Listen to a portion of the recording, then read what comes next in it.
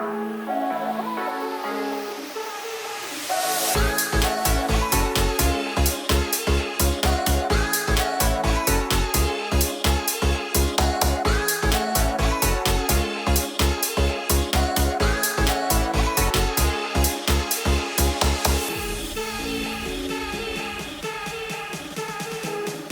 Bonnie. How are you today?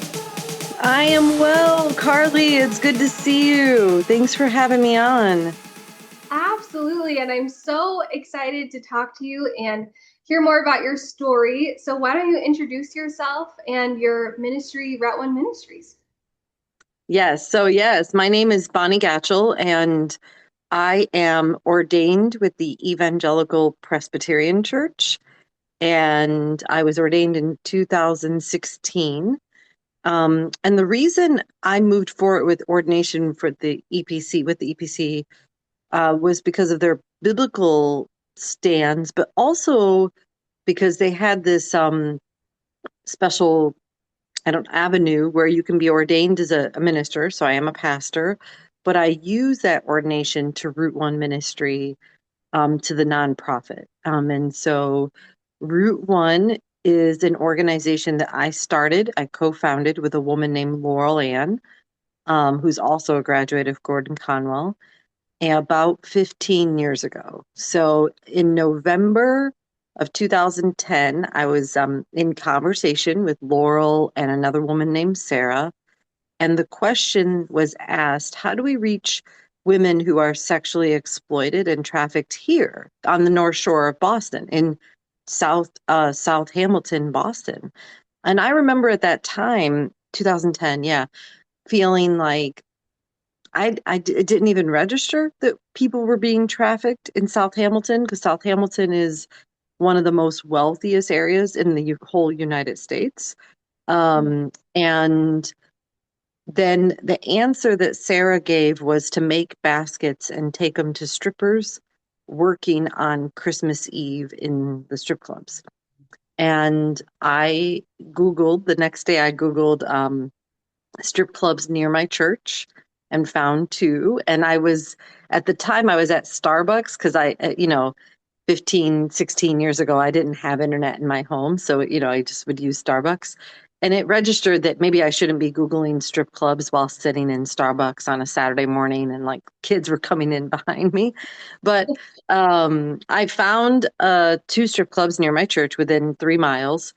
And I called one up and said, could we bring baskets on Christmas Eve to the club for the women that work there? And he had a few questions and he thought it was weird, but also harmless. And he asked me on the spot, he's like, why are you doing this? And I realized I needed an answer that wasn't, oh, because I love Jesus. So my answer was, I think that it sucks to work on Christmas Eve, regardless if you work in Walmart or the library or at strip clubs. And that was it. Like, he just needed to hear that there wasn't anything nefarious behind us going or coming. Um, so as a church, we made 25 baskets. That's how many women were working in the strip club on Christmas Eve. And I just made a list of things I would want for Christmas Eve, like cute socks or earrings or lip gloss and some journals. And we brought those in. And the women that met the team that arrived wanted hugs. The dancers wanted hugs. They had tears coming down their face. They said that this would be the only gift they got that year. And so I think also in that moment, the dial turned further for me as I realized that there was something else going on in the strip clubs than what I had been told by movies and media, and quite frankly, my evangelical background. Because I think, Carlie, if you think about it, if a stranger gives you a gift, you don't typically break out into tears. Maybe you don't even probably want to hug them. You say thank you, you shake their hands. So to have that type of vulnerable response, there is a deficit, right? And so we began to do some research, and I found a woman in Kentucky who took in hot homemade meals into strip clubs. And back then, she just had a blog, and I found her phone number, her actual phone number, on the bottom of the blog. And I called her up and said, "This is what we did for Christmas. And I was just wondering if you could help me with the what's next."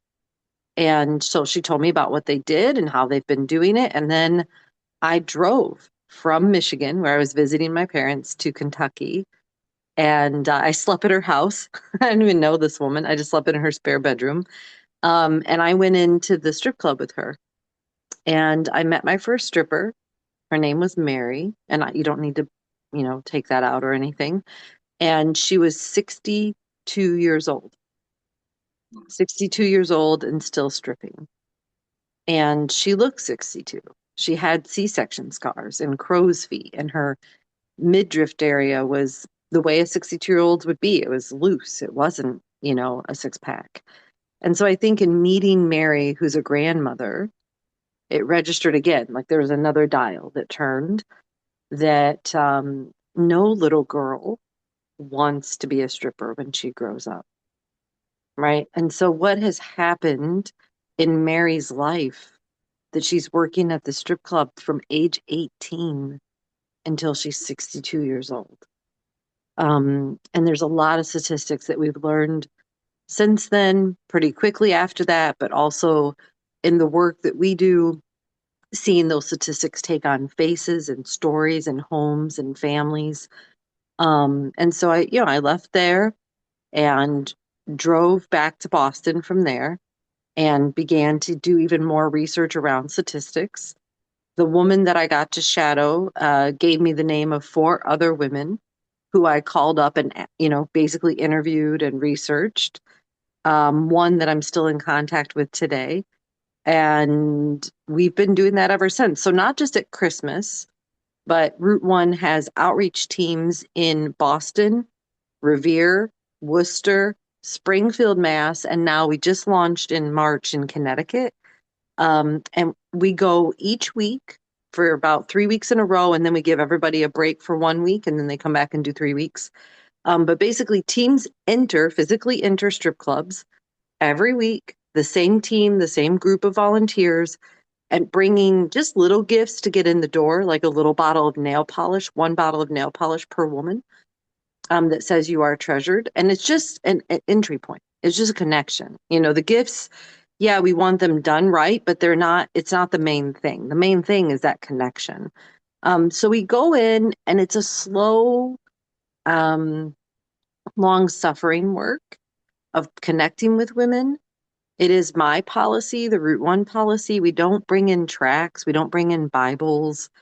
I don't even allow the women to invite the women to church or to pray with them the first time they meet them, because that's going to be traumatizing for them. It's a very sad and real fact that 60% of men, evangelical men, look at pornography 3 times a month or more.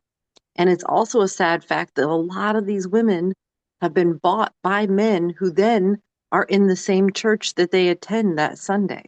And so for us to go into the strip clubs and also to presume anything, with our privilege not just in who we are, but I get to go home at night to a warm, safe home. I get to pick the clothes out that I want to wear. I have an education, I have a support system. So there's already an imbalance when we walk into the club. So to come in and,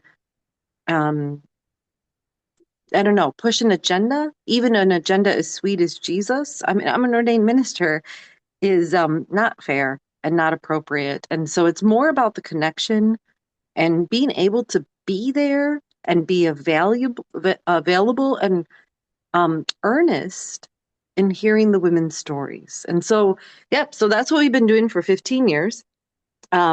It wasn't all of those places. At first, it was just Peabody, and then we added another location and added another location.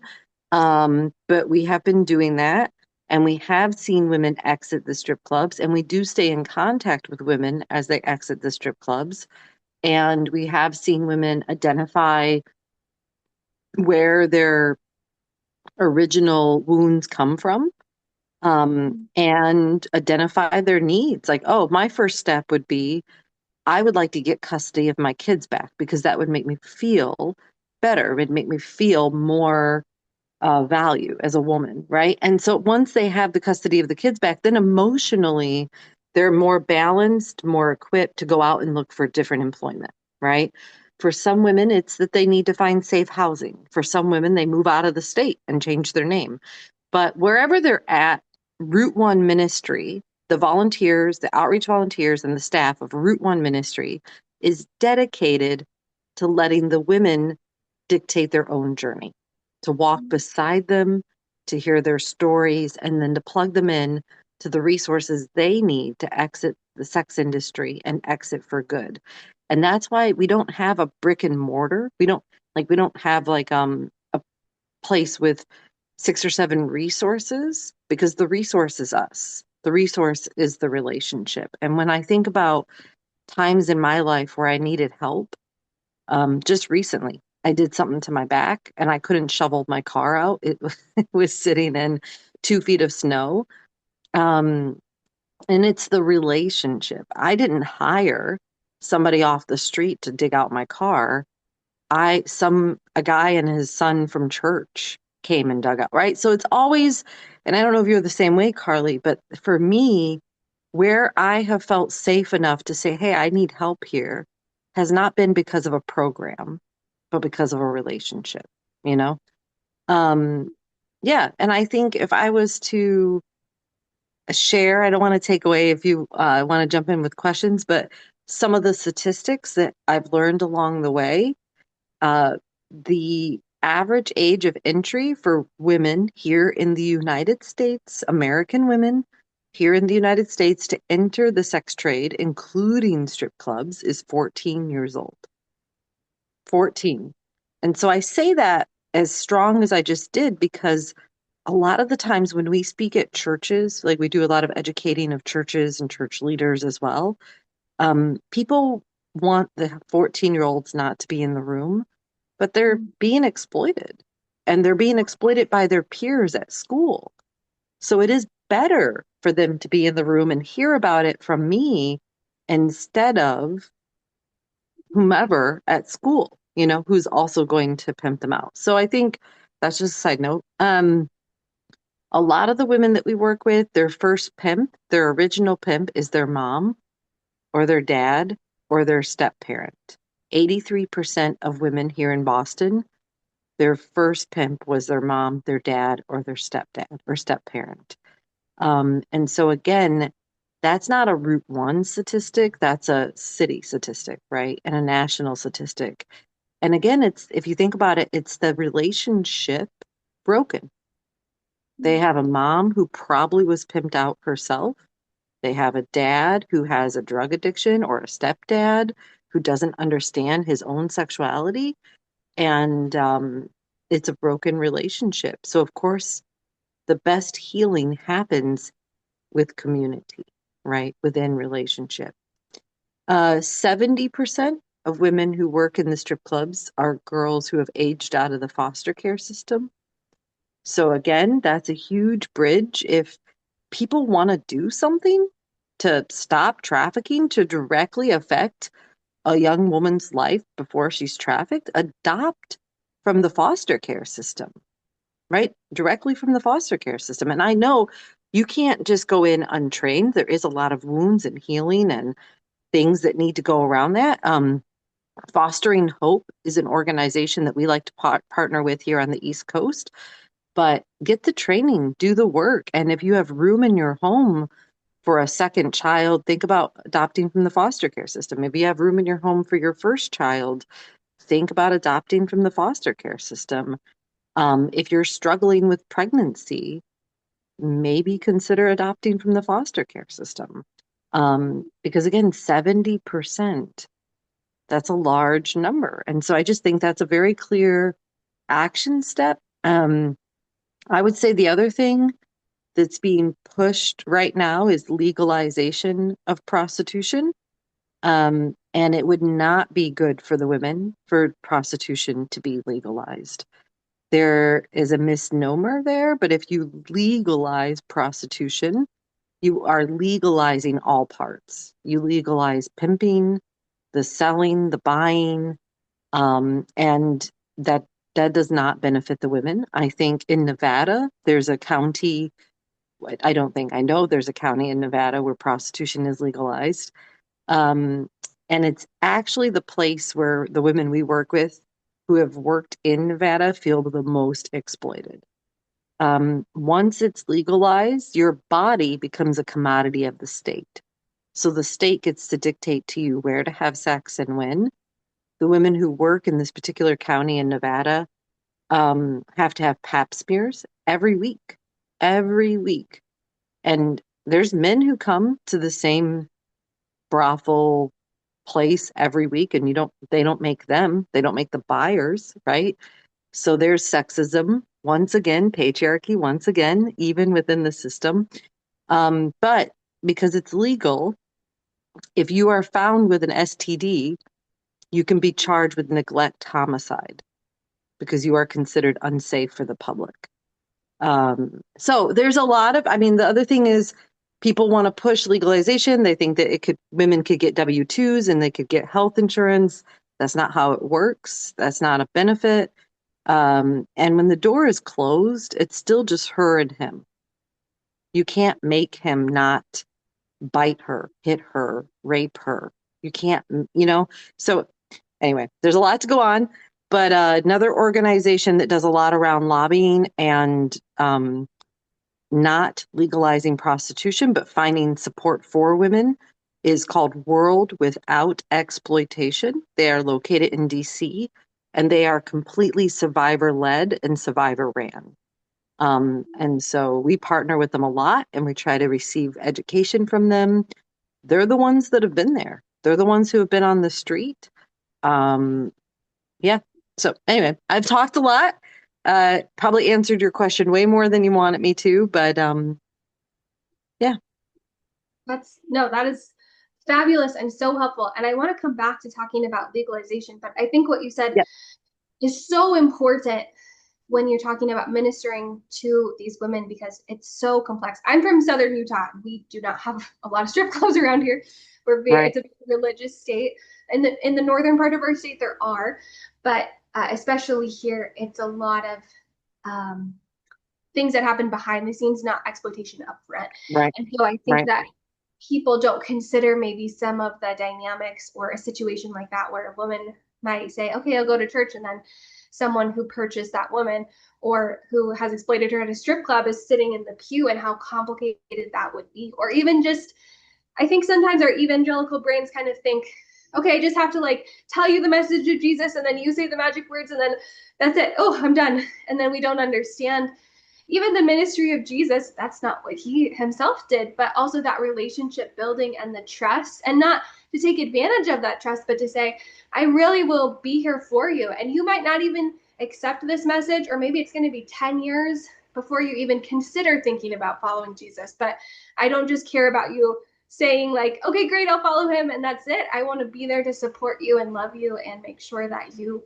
are living a healthy life Yeah. and really Yeah. care about flourishing. That's so important. Do you feel like, have you had any pushback within? I'm sure you've had pushback, but have you had pushback from women in strip clubs or places that you minister, or do you find that most of the time women are very accepting and open of the services and even just you coming and giving them a gift? Um, yeah, we've hardly ever had any pushback from the women. So again, I've been doing this about 15 years. And so the teams are in the strip clubs, you know, it used to be that we were in the clubs every week, but I felt like I was burning out of volunteers. So we now go 3 weeks on and 1 week off. But no, I think what is important, again, for people to understand is that most of the women in the clubs go home to homelessness. Mm. They go back to shelters, they go to couches, they live with boyfriends who abuse them. So to have us walk in and want and expect nothing from them, but just to listen, um, we we are almost always welcome. There are every once in a while, like a woman in the strip club, but not multiple women, who is pretty skeptical about who we are or even why we're there. But even after time, that changes. Either she just ignores us, right? But there's nothing hostile from the women who work in the clubs. Yeah. I think that's good for people to understand because there's this growing perception, especially online, that and I'd love to talk with you about this more. Just the aspect behind this that this is something that's really empowering, whether it's Mhm, OnlyFans, stripping, mhm, or prostitution. mhm, This is mhm. something that's really good for women, and if you push back against it, you're trying to strip women of their empowerment or healthy sexuality, or you're trying to stifle them, and it's purity culture, it's all these things, and so I think there's a perception too, like, oh, these women, they're just trying to push this on them and they don't want it. But to hear, firsthand experiences of, to make someone who is just consistently being objectified or taken advantage of, or maybe they're being pimped out and that's why they're at that strip club in the first place, or they've grown up in the foster care system and don't know what it's like to have healthy parents or people that love and care for them, to have just someone come and say, I don't expect anything from you, just wanted to give you a gift. It must be such a gift to those women. Yeah. I think, yeah, so there's some things, some misnomers I think that are yeah, it's very helpful. One thing is we don't use the phrase sex worker because it makes something polite that isn't meant to be polite. So we would use sexually exploited women, women in prostitution, prostituted people, trafficked or exploited women. And so I think that's another really kind of easy thing that people can do if they change their vocabulary. Um, the women that I speak to, Rachel Moran is a woman that was trafficked from age 15 to 28. And she wrote a book called Paid For, like paid for. And I had the opportunity to hear her speak once, and she talked about how sex is never meant to be work. So to call something sex work or to refer to her as a sex worker is already a misnomer. It's already a lie.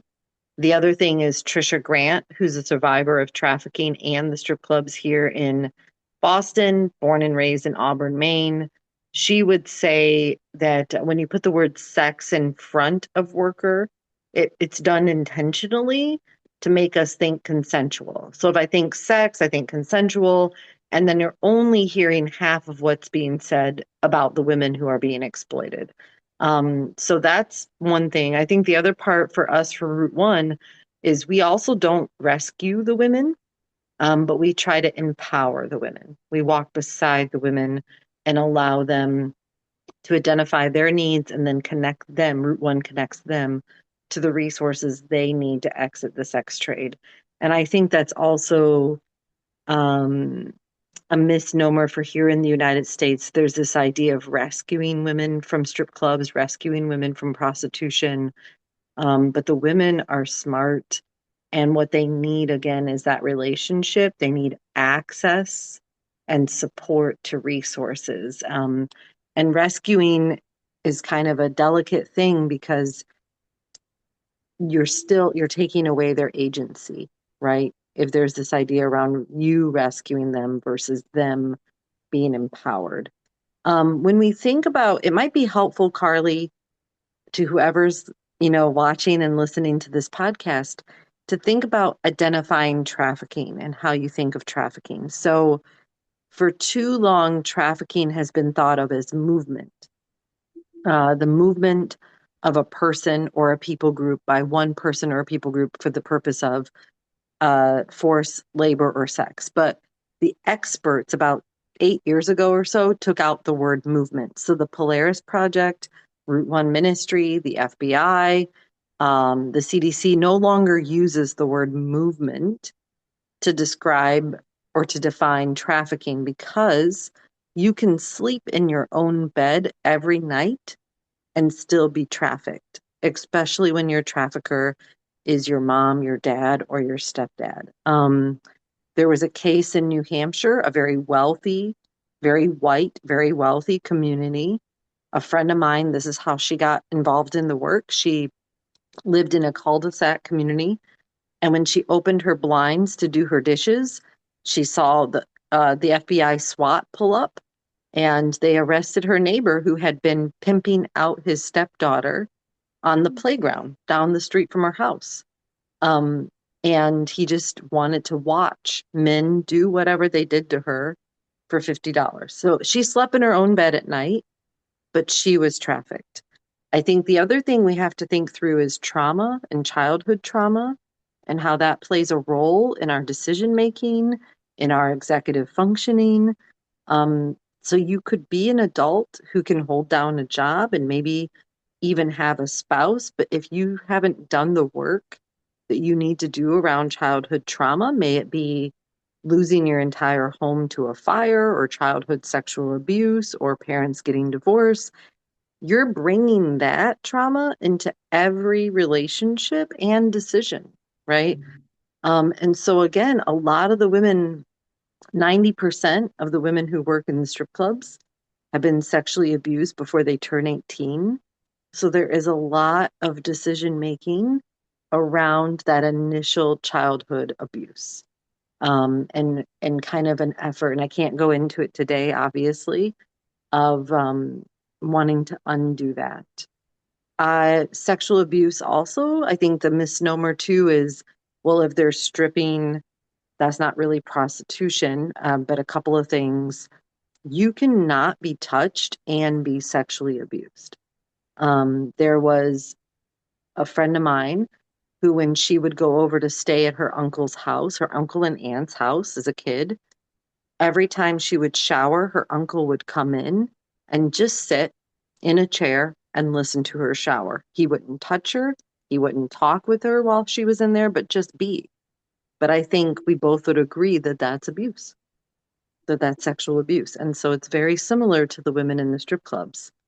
The other thing around empowerment and women being empowered is once money enters the scene, it's not consensual.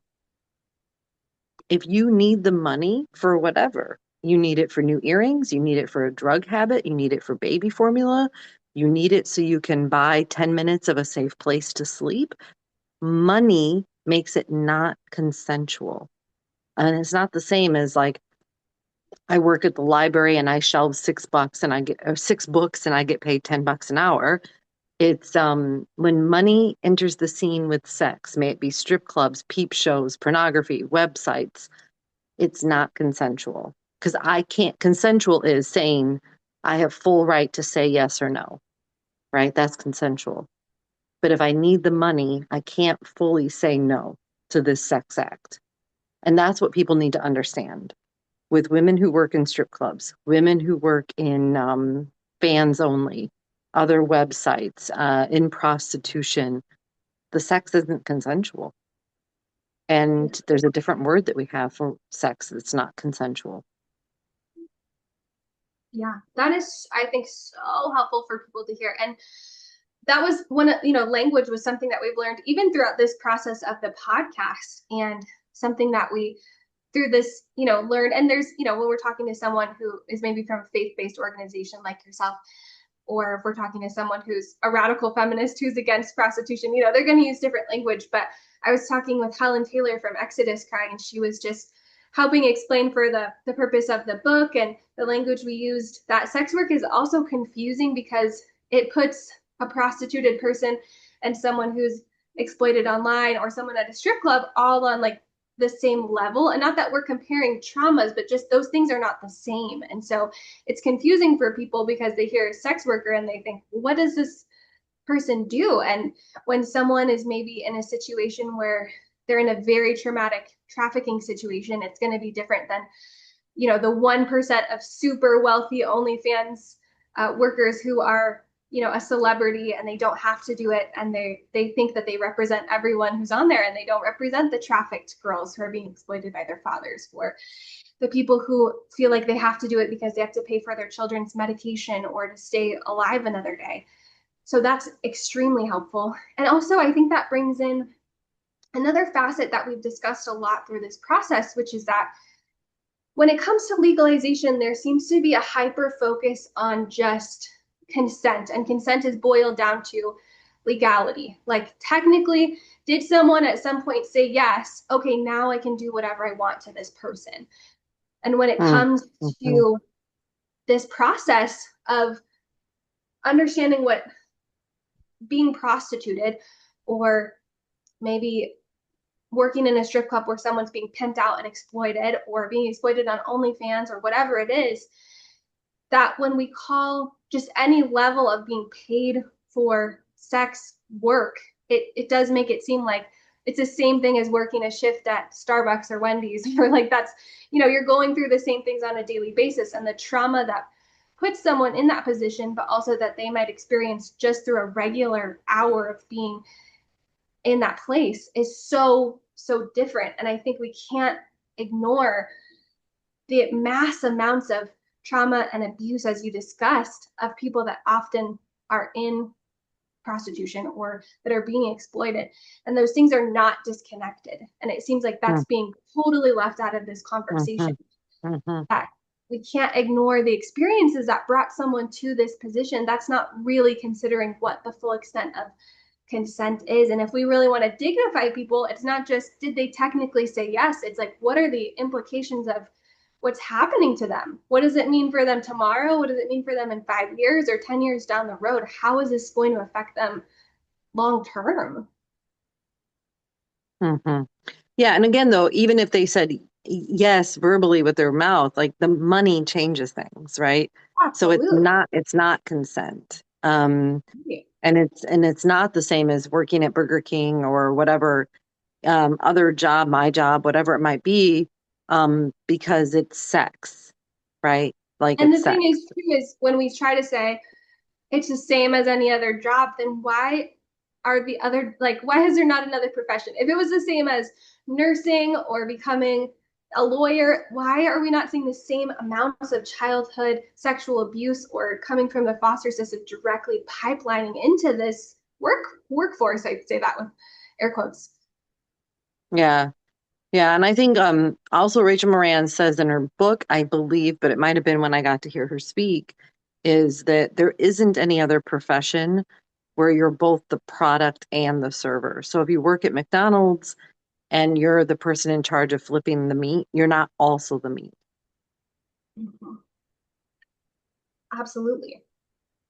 Yeah, it's so interesting and fascinating, and on so many levels just so disturbing that these really crucial elements of the conversation are being left out. And I find more often, even sometimes, in some circles or social media spheres of the internet, that even just asking questions about things is taken as um, like you're anti-feminist, you're anti-woman, you're promoting the patriarchy. And as you've said, it's what's just the disturbing reality behind the scenes is that this is really fueling all of those things. And one of the things that really compelled us to write a book and have a podcast about these topics is just the way that this cycle operates, and that many women are trafficked as a result of the sex trade, but also many women who aren't even a part of the sex trade in any direct format are being victims of abuse as a result of it, as a result of people who compulsively watch pornography and then act out those behaviors on their spouse or their child, or child on child sexual abuse. Do you find that a lot of the women that you minister to or have in the past experience sexual abuse or domestic violence at home as well? I mean, yeah, I think so. I think, and again, I think like 90% of the women have reported sexual abuse before they turn 18. And then if 83% of the women, their original pimp is their mom or dad or stepdad, that implies domestic violence, right? Because it's violent to make a child to go out and have sex with somebody they don't want to have sex with, also because they're a child. And I am sure we don't have the hard statistic on this, but I'm sure there are places where they're coming from where their families are violent. But I'll tell you about Teresa Flores. Uh, was raised by Christian parents. They were in church every Sunday. When she was 16, she was a straight A student. She lived in a very wealthy, white suburban community. when she was 16 years old. She was at school, and a young man, maybe he was 17, 18, offered her a ride home from school. And I've taken lots of rides home from school. And basically he said to her, come inside. I forgot my hockey gear. I have to get it. It's too hot for you to stay in the car. And he gave her a cold Coke. Well, the Coke was drugged, and he raped her. And somebody else took pictures of the rape to make it look consensual. So basically, the rest of the story goes that him and his cousins manipulate her because they tell her that they're going to release those pictures to the public, to her parents, unless she comes out at night. And so for the next 2 years, she'll sleep in her own bed, but she'll get a phone call. She'll sneak out of her house where she is raped. She's taken into basements, into family homes, into hotels, and trafficked, basically, and then returned back to her house. So she didn't come from a violent home.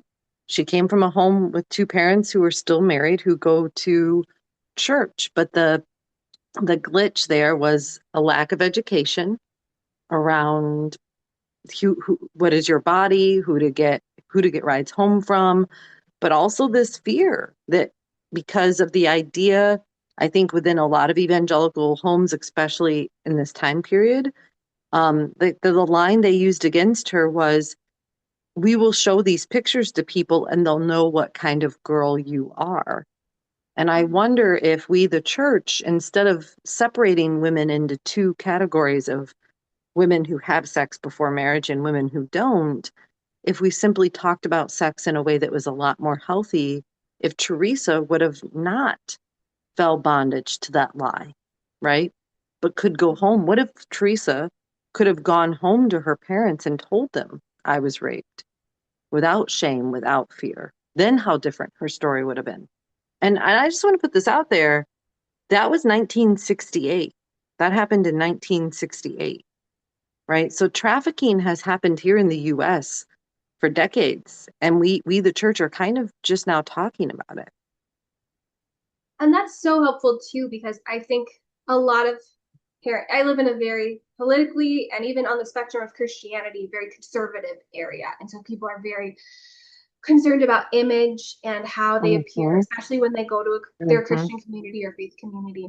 And I think exactly what you said is so important, because it's framing this woman, and this is a lot of what we talk about when we talk about purity culture and how can we actually have a biblical vision of sexuality. It's not that we want to water it down, it's we want it to be more bright so people can understand it, because in that situation, she wasn't a girl that decided to go hook up with someone. She was a girl that got taken advantage of and trafficked by mm-hmm, someone who was looking to abuse her. And so when we help people understand, it's not about now you're less pure, you're dirty. It's someone else had really impure, sinful intentions to exploit and take advantage of you. And that has nothing to do with you. But unfortunately, now there's consequences of this. And we have to make sure that we support this person that's been through a really horrendous trauma and remind them of their worth and value and inherent dignity, because so much of that language can really affect someone and then keep them in that cycle because they think that their worth has been deteriorated because of the language that people use, especially in faith circles. mm-hmm. Yeah, and I think the other point though is, what if she was a girl who went out and hooked up with somebody? Why Yeah, is that the end exactly. of the world? Like, why can't that be a conversation? And what Absolutely. about the boys who are going out and hooking up with people? I feel like there is this there is this within the evangelical world unnecessary shame around sexual sin that's not put on other sin. If I lie to my mom and I'm a teenager, or I lie to the teacher, there isn't this understanding, oh, you've lied. Now you're not worthy of marriage, or you're less, I don't know what, right? It's simply that you lied and you confess your lie and you apologize. And if there's a place to make amends, you make amends. But sexual sin seems to be held to a different type of forgiveness standard that Jesus himself doesn't employ, you know? And so but and double standard is there's a lot of saying around boys will be boys, but for girls, it's, oh, well, she went out and freely hooked up with somebody, so she deserved Yeah. X, right? Or, so I don't know. I just wonder where this bad theology came into play, that having sex outside of marriage is a sin that's worse or different than lying, cheating, manipulating. Um, and why can't it be something that's discussed? Yeah. A lot of what we focus on in the book is how porn culture and purity culture are often two sides of the same coin because they make a woman's sexuality her worth. That's like her entire value. We don't think about it in that way because, they're so drastically different in so many ways. But when you boil it down to the values that they both hold, that's really what it's about. It's men really using women and determining their Mm. value. It doesn't seem to affect men's value in any way. But also, I think that's such an excellent point for so many reasons because I grew up in a lot of that language and reading those books, um, you know, about with the metaphors of you're like a present, and every time you kiss a boy, it's like someone's peeling back their wrapping paper, or you're a cupcake and you don't want a bite taken out of you because who wants to eat a cupcake with a bite? These Right, right, horrendous metaphors that are right, not remotely biblical at all. But also, it right, puts a hyper focus on just don't have sex. And we're not talking about lying or building a character that looks like Jesus or even right, respecting other people. And when we're talking about sexuality, of course, we want to teach people God's vision for sexuality. We're not taking that out of the equation.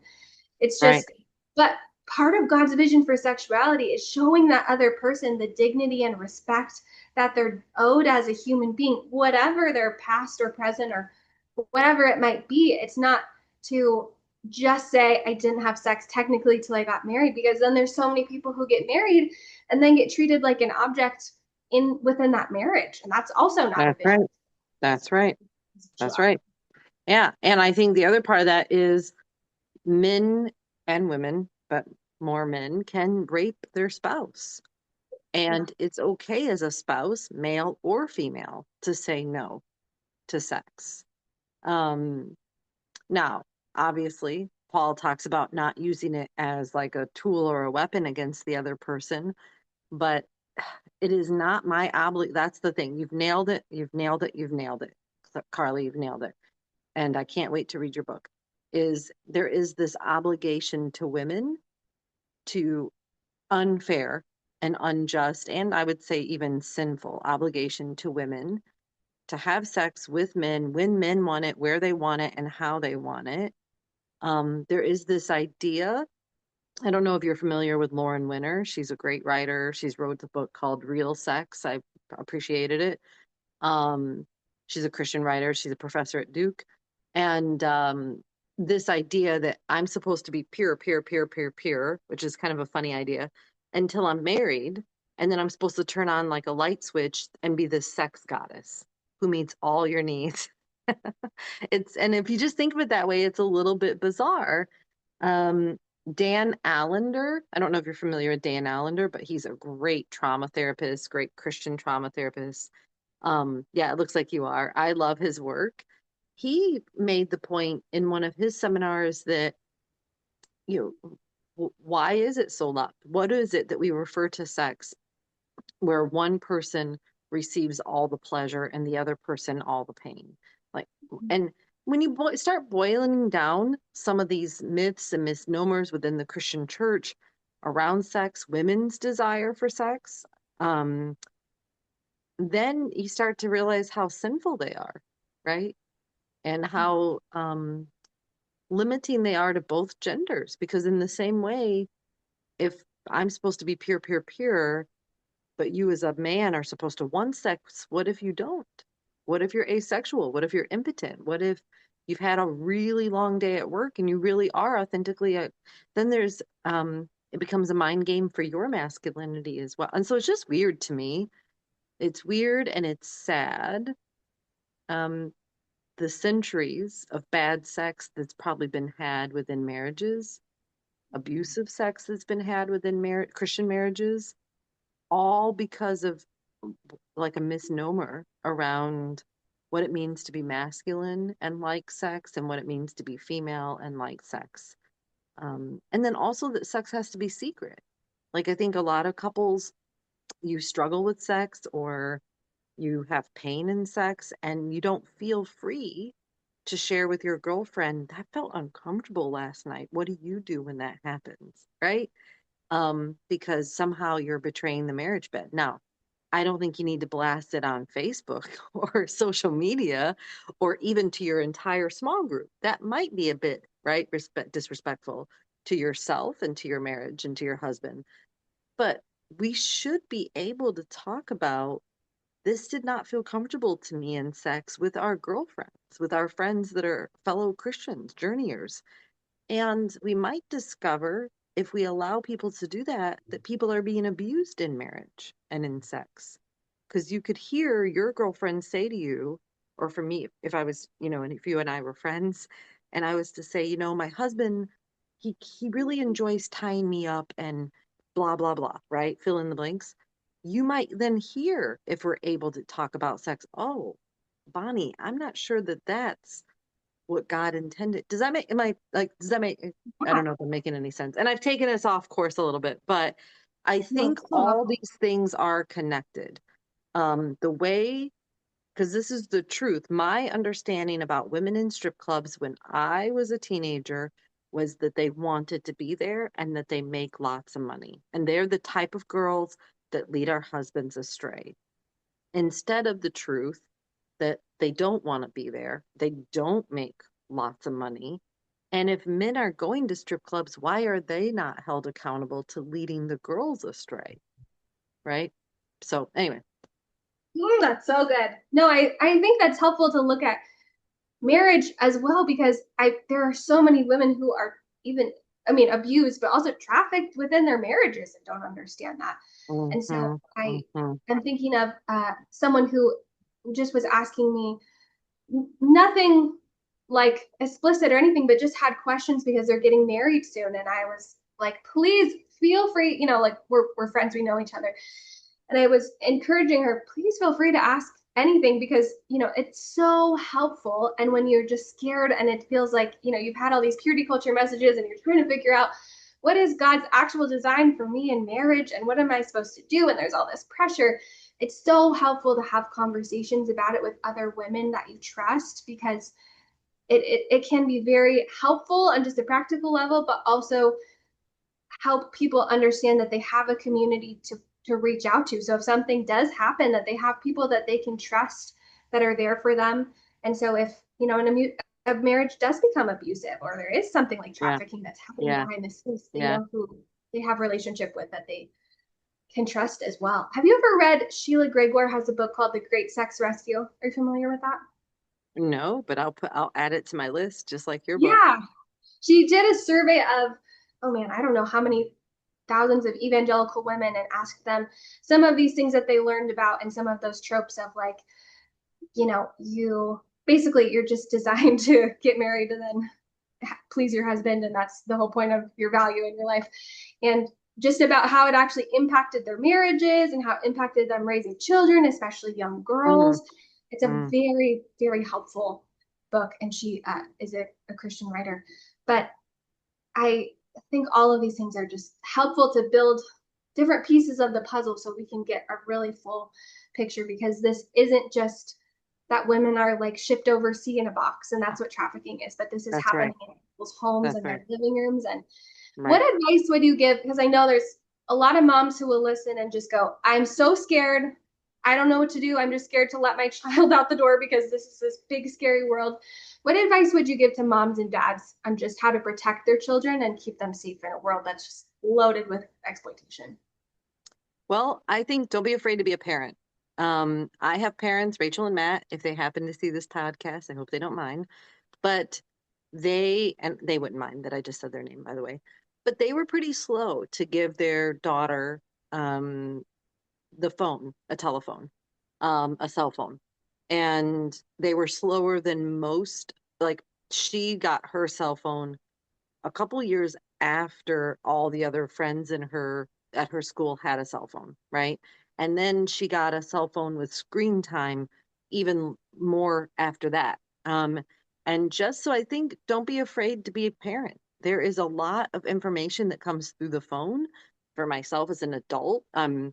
If you know how it goes. Obviously, Carlie, you understand how the internet works. But like, I've been buying. My parents are elderly, so I've been buying a lot of things for them um, online for them. And now all of a sudden, the commercials that come across my phone are about elderly supply cares, right? And so I think the same is true for teenagers.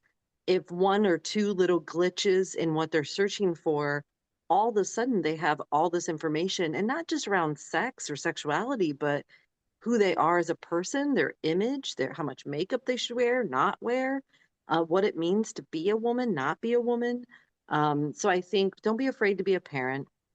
They don't need you to be their friend at this point in life. Maybe when they're deep into their 20s and you guys can have real conversations and the front part of their brain has actually developed. But for now, they need you to be a parent. They're going to buck against it. They're going to do the famous yell across the living room, I hate you. Good, great. Let them hate you. Talk to your kids about sex. Talk to your kids about pornography and talk to them about 2 or 3 early years earlier than you want to. So if you think 14 is a good age to talk to them about sex, I guarantee you someone else is already talking to them about sex at school. And here's the thing, he comes with his own equipment. Talk to your kids about sex. Be the type of parents. So this might sound like they're going against each other. You don't have to be the extreme. So I think the parents I grew up with, my parents are lovely people, but my dad was old school, hands off, you don't engage, like that kind of model, you know? Be the type of parents that your kids can talk to you about things. Always be safe, always be open palmed. Pick your battles.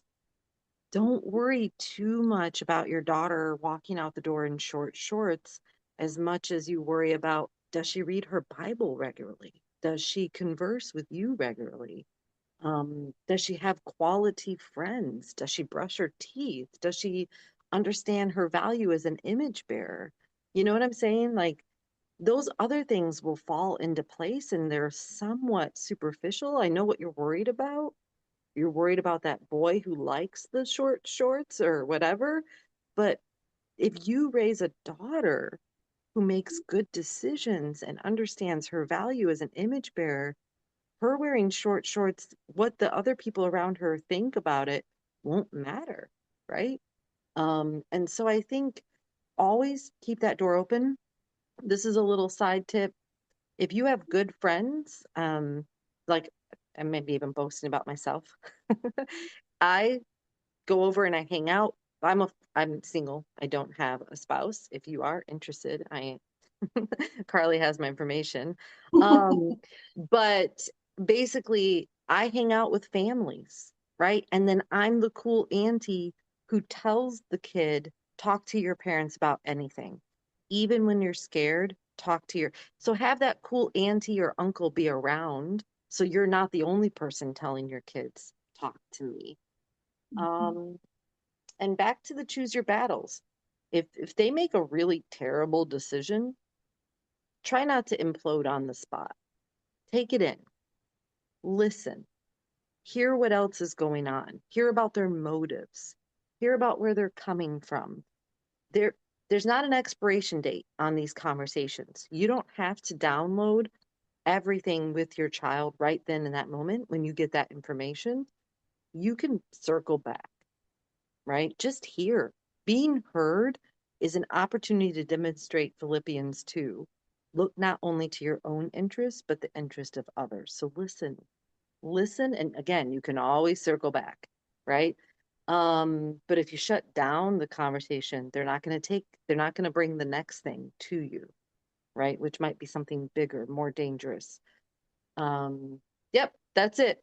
Don't be afraid to be a parent.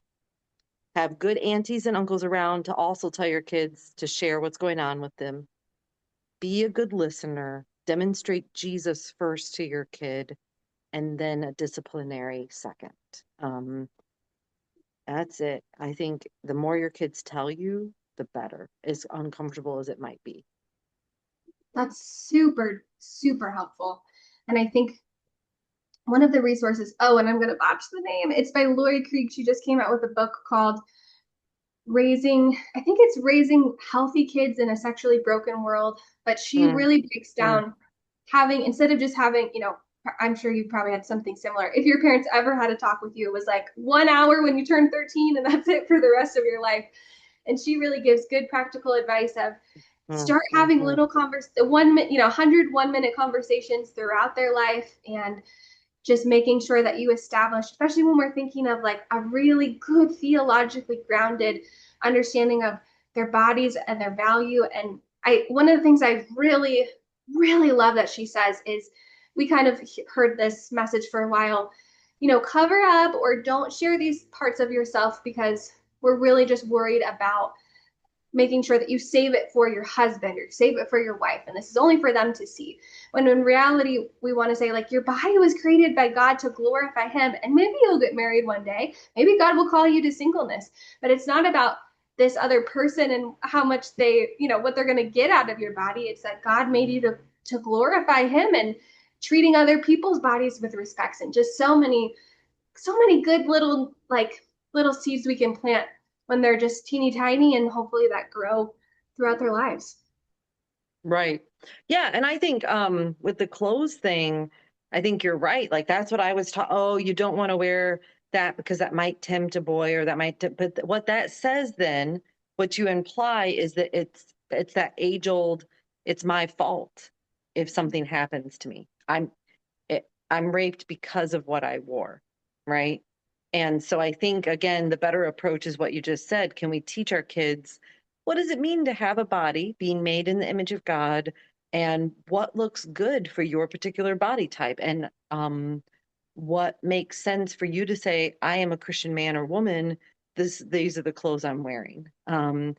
Because the truth is, like, women in prison are raped, and they're all dressed the same, Yeah. and women in Muslim cultures are raped and they are covered from head to toe. And so it's not, I can't, like, what we wear, what we eat, what sports we play, what books we read should always be the question being asked, does this glorify God? And if the answer is yes, then great. Is this relationship, is this outfit, is this book I'm reading going to make me a better person on the journey that I want to be on or not? That's super helpful. And I also think it helps take apart that part where it's like this learned helplessness that sometimes we teach men, like they just can't help it, as if like Oh, sin right, is just right, immune to them. And we want to build strong, healthy men that understand, like, I can resist temptation. It's actually right, a fruit of the Holy Spirit of God inside of me, that I have self control, and that we really help people say, how can you see a person for a person and not an right, object? That's right. awesome. That's an excellent point. Yep, yep. Okay. Bonnie, thank you so much for chatting with me today. There's so many great parts of this conversation I think people will glean a lot from and learning from you. Where can people support Route One Ministry, or do you have any other resources that they can go to if maybe they want to start helping their communities in similar ways? Yeah, thank you for that. I appreciate it. So, Route One Ministry or Route One Ministry, it is spelled like the highway, ROUTEONE Ministry. If you Google Route One Ministry Boston, you'll find me, you'll find us. But our website is lovedbyroute1.org. I would love to hear from you. My email is my name, Bonnie at lovedbyroute1.org. If you have seen this podcast and you realized maybe I've been exploited or trafficked, feel free to call your local police or authorities. But if that feels like too big of a leap, feel free to call me. Feel free to email me and we can walk beside you in this decision making. If you want to do something like what Route One is doing in our area, it is totally duplicated. We would love to train you to do that. And I think the other amazing resource that we've developed over time is just what we call a Trafficking 101. And it's an after church hour education piece. If that would interest you to have us come to your church and do that, it's been pretty valuable to the communities that we've already trained and connected with. So if they want to make a donation, you can make it at our website, lovebyroute1.org. We run solely off of donations and grants. We're a nonprofit, and it goes directly back into the hands of those young girls and women who are being exploited. So thank you so much, Carlie. I've really, this has been delightful. Yes, so fantastic. Thank you, Bonnie.